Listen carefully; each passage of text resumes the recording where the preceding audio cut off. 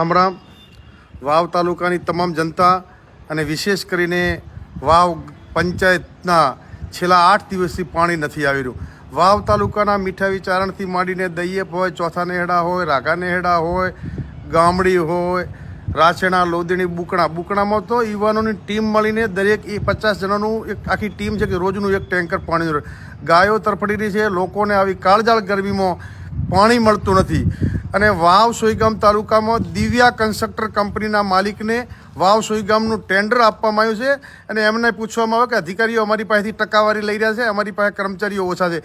દિવ્યા કન્સ્ટ્રક્ટરને અધિકારીઓ ભેગા થઈ અને મોટો ભ્રષ્ટાચાર કરીને ઉનાળાની કાળજાળ ગરમીમાં અત્યારે અધિકારીઓ પાણી પુરવઠા અને દિવ્યા કન્સ્ટ્રક્ટરની દાદાગીરીની એવી લુખાગીરી વધી છે કે મારું પત્તોનું વાવ પ્રોપર જે સિટી છે 8-10 હજારની વસ્તી છે એ છેલ્લા 7-8 દિવસથી તરફડી રહી. લોકોના વીડિયા આવી રહ્યા. સમગ્ર વાવને સોઈગામની જનતા તરફડી રહી છે.